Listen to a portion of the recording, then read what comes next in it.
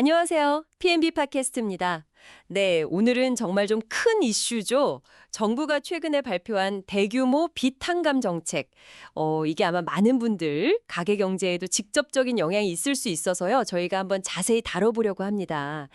오늘 저희가 볼 자료들은 이 정책이 구체적으로 뭐고 누가 지원받을 수 있는지 또 어떤 배경에서 나왔는지 이런 걸 다룬 기사들이랑 분석 자료들이에요. 그래서 목표는 일단 이 정책의 핵심 정보를 좀 명확하게 알려드리고요. 특히 이게 참 양면적이잖아요. 누군가에겐 정말 필요한 기회인데 또 다른 쪽에선 이거 공정한가 하는 문제도 제기되고요. 이 부분을 좀 깊이 파헤쳐 보겠습니다. 자, 그럼 이 비탄감 정책 도대체 뭔가요? 자료를 보니까 정부랑 금융기관이 손을 잡고요. 오랫동안 못 갚은 소액빌 있잖아요. 네, 그런 걸 아주 낮은 가격에 사들여서 그냥 없애주거나 아니면 좀 줄여주는 방식이래요. 흔히 말하는 배드뱅크 방식이라고 하죠. 네, 그렇죠. 부실 채권만 따로 모아서 처리하는 그런 개념이죠. 은행 부담을 좀 덜어주고요. 근데 이게 규모가 와 정말 놀랍더라고요.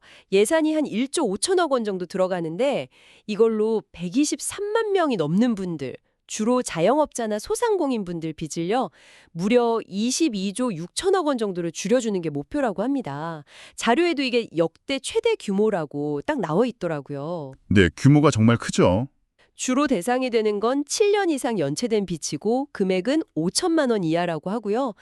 시중은행은 당연하고 농협, 수협, 새마을금고, 저축은행까지 거의 다 참여한다고 하네요. 네, 그 대상 요건을 조금 더 구체적으로 봐야 하는데요. 자료에 나온 걸 보면 크게 네 가지 기준이 있어요. 첫째가 이게 2018년 6월 이전에 생긴 빚이어야 하고요. 아, 기준 시점이 있군요. 네. 그리고 둘째는 말씀하신 대로 7년 이상 연체된 상태여야 해요. 그리고 셋째가 원금 5천만 원 이하. 마지막으로는 이제 상환 능력이 현저히 부족하다는 게 좀 인정돼야 하고요.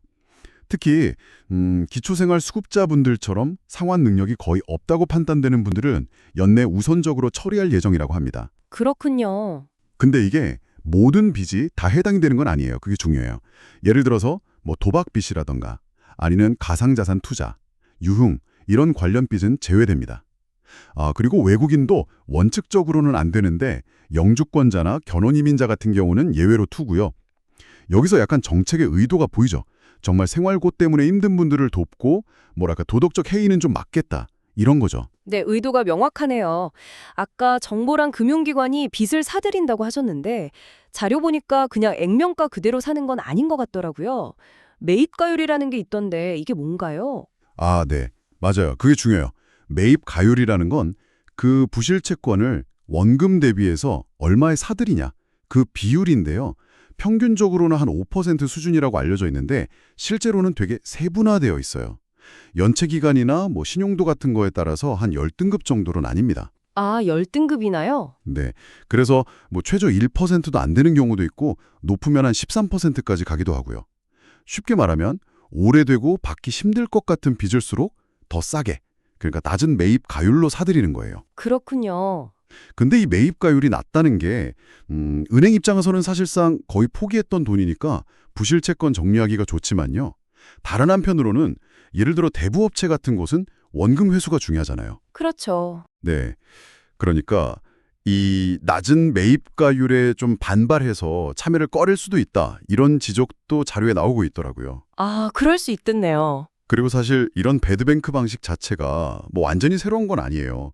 김대중 정부 때 농가부채 탕감부터 시작해서 그 이후 여러 정부에서도 계속 활용되어 왔거든요. 아, 그랬군요. 네.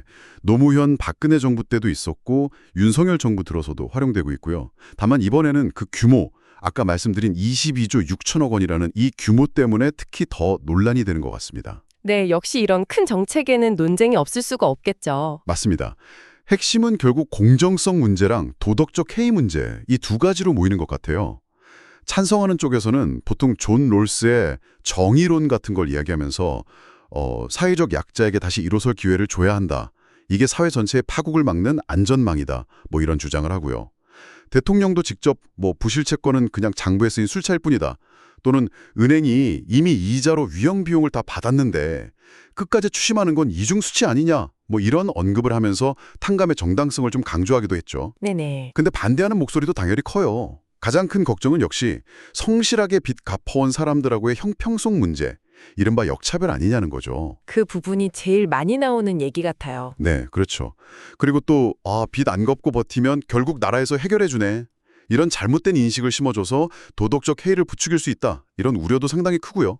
더 나아가서는 은행들이 이런 위험 때문에 아예 대출 문턱을 높여버리거나 금리를 올리면 그 부담이 결국 성실한 다른 사람들에게 돌아가는 거 아니냐, 그럼 경제 전체 효율성도 떨어질 수 있다, 이런 비판도 있습니다. 아까 전문가님 말씀하신 그 대부업체들이 낮은 매입가율 때문에 참여를 망설인다는 점도 어떻게 보면 이런 현실적인 문제랑 연결될 수 있겠네요. 그럼 정책 효과가 좀 줄어들 수도 있고요. 맞습니다. 그런 부분이 있죠. 종합해보면 이번 비탄감 정책은 분명히 어려운 분들께는 숨통을 틔워줄 수 있는 대규모 지원책인 건 맞아요. 그렇지만 동시에 이 성실 상환자와의 공정성 문제, 또 도덕적 해이 가능성, 그리고 이게 경제 전체에 미칠 영향까지 생각할 게 많은 아주 복잡한 문제인 거죠.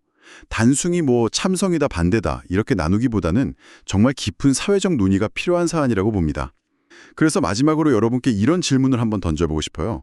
자료에서도 비슷한 고민을 담고 있던데요. 우리가 어려운 이웃을 돕는다는 연대의 가치도 중요하고, 또 성실하게 노력하는 사람들이 존중받는 금융 시스템의 신뢰, 이것도 정말 중요하잖아요. 이 둘 사이에서 우리 사회가 어떻게 균형점을 찾아가야 할까요? 특히나 이런 정책이 앞으로 또 나올 수도 있다면 그 균형점을 계속 지키기 위해서 우리는 어떤 사회적 합의를 미리 좀 고민해봐야 할지 한번 생각해 보시면 좋겠습니다. 네, 오늘 깊은 논의 감사합니다. 이상 PNB 팟캐스트였습니다. 더 유용한 소식으로 돌아오겠습니다. 구독과 좋아요 부탁드릴게요.